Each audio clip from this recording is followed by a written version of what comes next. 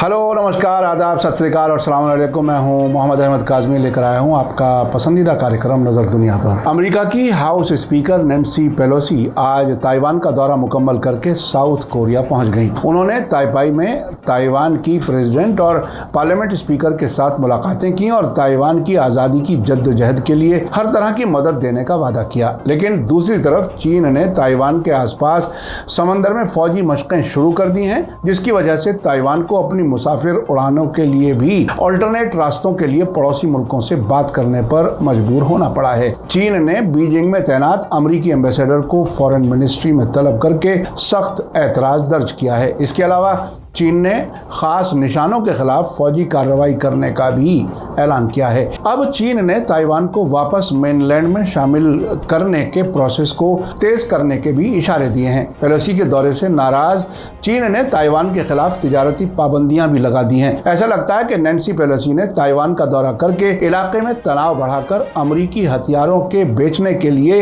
एक और मंडी तैयार कर ली है। आखिर तक जरूर देखें।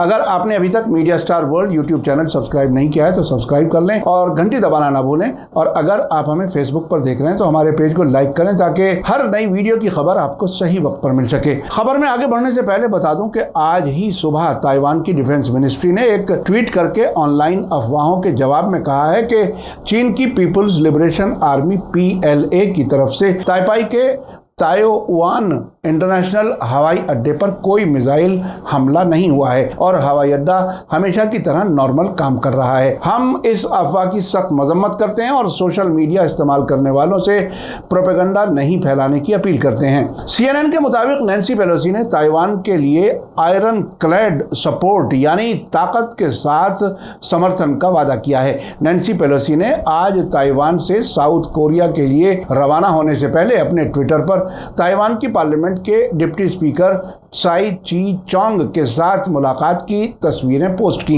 साथ ही उन्होंने लिखा कि हमने ताइवान की डेमोक्रेसी के लिए अपनी सपोर्ट को दोहराया है, जिसमें सिक्योरिटी और स्टेबिलिटी, इकोनॉमी की तरक्की और हुकूमत के मामले शामिल हैं। उन्होंने कहा कि हमने युआन के पार्लियामेंट स्पीकर यू सी कुन के साथ वर्चुअल बात की और उनके जल्दी सेहतमंद होने की दुआ की। सी कुन इस वक्त कोविड पॉजिटिव हैं। पेलोसी ने कहा कि वो ये साफ करना चाहती हैं कि ताइवान की प्रेसिडेंट त्साई इंग वेन से मिलने और ताइवान की पार्लियामेंट का दौरा करने के बाद अमेरिका ताइवान को अकेला नहीं छोड़ेगा। उधर चीन की कम्युनिस्ट पार्टी के बड़े अखबार ग्लोबल टाइम्स ने बताया है कि पीपुल्स लिबरेशन आर्मी PLA ने नैन्सी पेलोसी के ताइवान दौरे के मौके पर ताइवान आइलैंड के चारों तरफ बड़े पैमाने पर फौजी एक्सरसाइज शुरू कर दी है, जिसमें ताइवान जलडमरू मध्य यानी स्ट्रेट के पूरब में लंबी दूरी की फायर ड्रिल और कन्वेंशनल मिसाइल ड्रिल शामिल है। एक्सपर्ट्स का कहना है कि चीन न सिर्फ 82 साल की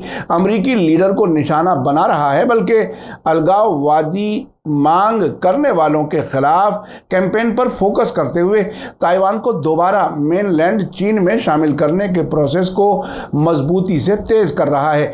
चीन की सरकारी न्यूज़ एजेंसी शिन्हुआ के मुताबिक पेलोसी के ताइपाई हवाई अड्डे पर उतरने के बाद PLA ने 6 अलग अलग इलाकों में 4 से 7 अगस्त तक लाइव फायर फौजी एक्सरसाइज की एक सीरीज शुरू की है, जो सभी तरफ से ताइवान के आइलैंड को घेरता है। एक्सपर्ट्स का कहना है कि चीन के पास ताइवान को अपने साथ शामिल करने का प्रोसेस तेज करने के लिए कई ऑप्शन मौजूद हैं। फौजी मशकों के अलावा ऑप्शंस में ताइवान के फौजी ठिकानों पर हमला करना शामिल हो सकता है, जैसा कि PLA ने पिछले ताइवान क्राइसिस के दौरान किया था, जिनमें नेशनल रीयूनिफिकेशन के लिए नया कानून बनाना, फौजी जहाज़ों और किश्तियों को आइलैंड के हवाई और पानी के इलाकों के अंदर भेजा जाना, इसके साथ ही ताइवान के साथ जंगबंदी को भी खत्म करना शामिल था। चीन के सेंट्रल टेलीविजन की एक रिपोर्ट के मुताबिक कल रात शुरू हुई फौजी एक्सरसाइज में हिस्सा लेते हुए J-20 स्टील्थ फाइटर जेट्स ने हवाई उड़ानें भरी और रॉकेट और मिसाइलों के लॉन्चर भी रात भर सरगर्म रहे। रेडियो चीन के मुताबिक 2 अगस्त की आधी रात में चीनी deputy foreign minister she Feng ने चीन में अमेरिकी एम्बेसडर निकोलस बर्न्स को तलब किया और चीन सरकार की तरफ से नैन्सी पेलोसी के ताइवान दौरे के खिलाफ अमेरिका के सामने सख्त प्रोटेस्ट दर्ज कराया। शी फेंग ने कहा कि पेलोसी के ताइवान दौरे ने एक चीन पॉलिसी और दोनों मुल्कों के बीच 3 जॉइंट बयानात की शदीद खिलाफवर्जी की है। चीन अमेरिका ताल्लुकात की सियासी बुनियाद को संजीदा तरीके से मुतासिर किया है, चीन की सॉवरेंटी और रीजनल इंटीग्रिटी की खिलाफ वर्जी की है और ताइवान स्ट्रेट की अमन और स्टेबिलिटी को कमजोर किया है। चीन कभी भी हाथ पर हाथ धरे नहीं बैठेगा। चीन के डिप्टी फॉरेन मिनिस्टर ने कहा कि अमेरिकी सरकार को जिम्मेदारी लेनी चाहिए। लंबी मुद्दत से अमेरिका ने अपने वादों को नहीं निभाया और उसने एक चीन उसूल को लगातार कमजोर किया है। अमेरिकी सरकार को पेलोसी को ताइवान जाने से रोकना चाहिए था, लेकिन उसने ताइवान स्ट्रेट में तनाव बढ़ाने की इजाजत दी, जिससे दोनों मुल्कों के ताल्लुकात को गहरा नुकसान पहुंचा है। शी फेंग ने जोर देकर कहा कि ताइवान चीन का एक सूबा है और आखिरकार मदरलैंड के साथ लौट आएगा।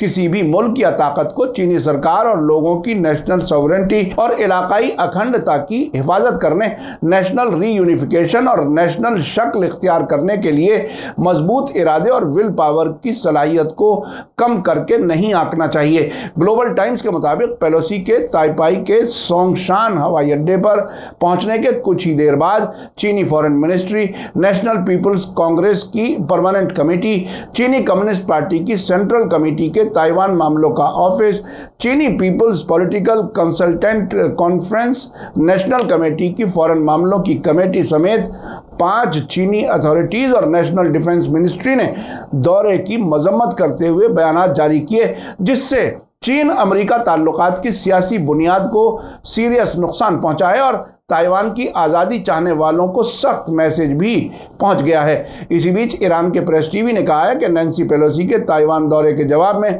चीनी फौज का कहना है कि वो खास निशानों के खिलाफ फौजी हमले शुरू करेगी। चीनी डिफेंस मिनिस्ट्री के एक स्पोक्सपर्सन वू कियान ने कल कहा कि खास निशानों के खिलाफ फौजी हमलों का मकसद चीन की इलाकाई इंटीग्रिटी की हिफाजत करना और ताइवान के मामलों में गैर मुल्की दखल का मुकाबला करना होगा। वू ने एक बयान में कहा है कि चीनी people's liberation army high alert पर है और हालात का मुकाबला करने के लिए खास निशानों के खिलाफ फौजी कैंपेन की कार्रवाई शुरू करेगी, नेशनल सॉवरेंटी और इलाकाई इंटीग्रिटी की हिफाजत करेगी और बाहरी दखल अंदाजी और ताइवान की आज़ादी के लिए होने वाली अलगाववादी कोशिशों को पूरी तरह से नाकाम कर देगी।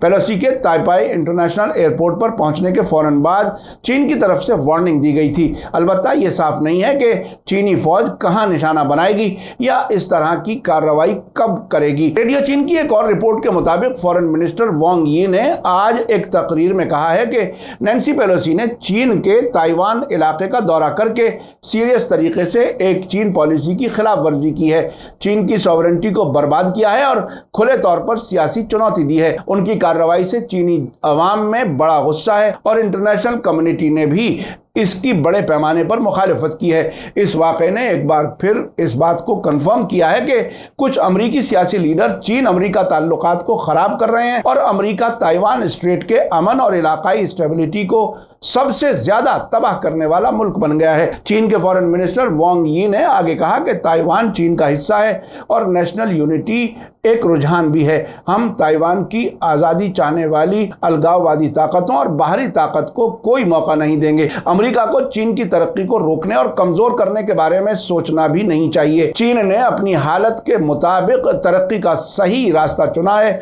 चीनी कम्युनिस्ट पार्टी की लीडरशिप में 1 अरब 40 करोड़ चीनी अवाम मॉडर्नाइजेशन की तरफ आगे बढ़ रहे हैं। चीन अपने मुल्क की तरक्की की बुनियाद पर दूसरे मुल्कों के साथ पुरअमन कोएग्जिस्टेंस की बुनियाद पर बराबर तरक्की करना चाहता है, लेकिन किसी भी मुल्क को चीन की स्टेबिलिटी और तरक्की को बर्बाद करने की इजाजत नहीं दी जाएगी। ताइवान मामले पर चीन की तरक्की की रोकथाम करना बिल्कुल बेकार साबित होगा। अब सवाल यह उठता है कि चीन नैन्सी पेलोसी के ताइवान दौरे पर इतना क्यों चढ़ा हुआ है, यह समझना काफी अहम है। पेलोसी को उस वक्त से चीन के खिलाफ देखा जाता है जब बीजिंग में 1989 में एक बड़े प्रोटेस्ट को चीन की सरकार ने ताकत के जरिए दबा दिया था, जिसके 2 साल बाद 1991 में नैन्सी पेलोसी बीजिंग के तियानमन स्क्वायर पहुंच गई थी और वहां उन्होंने चीनी सिक्योरिटी फोर्सेस के हाथों मारे गए प्रोटेस्टर्स के सपोर्ट में बैनर लहराया था। सरकारी तौर पर चीन ने आज तक ये नहीं बताया है कि 1989 में की गई फौजी कार्रवाई में कितने लोग मारे गए थे और जख्मी हुए थे। चीन नैन्सी पेलोसी पर झूठ बोलने का इल्जाम भी लगाता रहा है। इस दौरे में पेलोसी ने अपने साथ आए अमेरिकी कांग्रेस के 2 मेंबर्स से अलग रुख अपनाया था। वे इन्हें छोड़कर टाइनमन स्क्वायर पहुंच गई थी और चीनी मेजबान से इजाजत भी नहीं ली थी। टाइनमन स्क्वायर पर जब पेलोसी ने एक पेंटिंग लहराई जिस पर लिखा था, जिन्होंने चीन में डेमोक्रेसी के लिए जान दी उनके लिए, तब वहां पुलिस भी फौरन पहुंच गई और इस वाकये को कवर करने वाले जर्नलिस्ट को पकड़ लिया। चीन की फॉरेन मिनिस्ट्री ने तब पेलोसी की मजम्मत की थी और इसे पहले से तयशुदा तमाशा बताया था। तब कई लोगों ने पेलोसी के इस रुख की नुक्ताचीनी की थी। इस मौके पर गिरफ्तार होने वाले जर्नलिस्ट में CNN के ब्यूरो चीफ माइक चेनॉय भी शामिल थे। अमेरिकी मैगजीन फॉरेन पॉलिसी में इस वाकये के बारे में माइक चेनॉय ने हाल ही में एक आर्टिकल में जानकारी दी है। आपको बता दूं कि नैन्सी पेलोसी को अमेरिका की वाइस प्रेसिडेंट कमला हैरिस के बाद अमेरिकी प्रेसिडेंट के ओहदे की रेस में दूसरे नंबर पर माना जाता है। 1997 में हाउस स्पीकर न्यूट गिंगरिच के ताइवान दौरे के बाद नैन्सी पेलोसी अमेरिका की सबसे सीनियर लीडर हैं जिन्होंने ताइवान का दौरा किया है। नैन्सी पेलोसी के ताइवान दौरे के प्लान पर चर्चा थी, लेकिन इसका बाकायदा ऐलान नहीं किया गया था।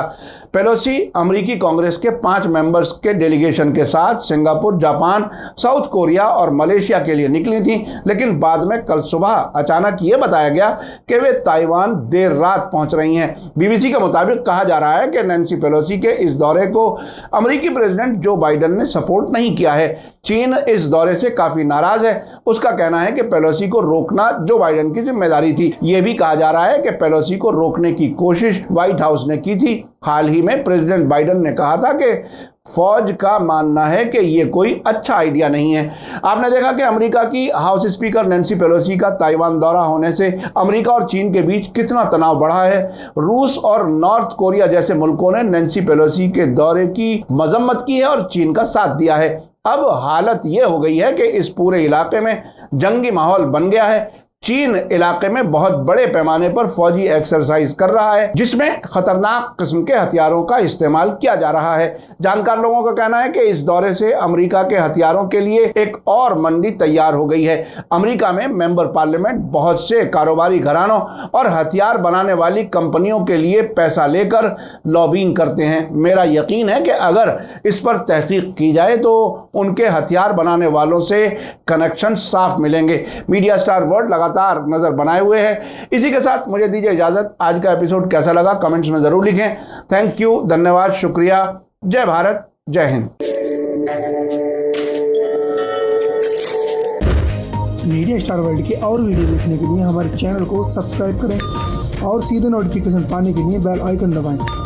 और अगर हमारी खबर सच्ची और अच्छी लगे तो अपने व्हाट्सएप, इंस्टाग्राम, फेसबुक और ट्विटर अकाउंट पर जरूर शेयर करें।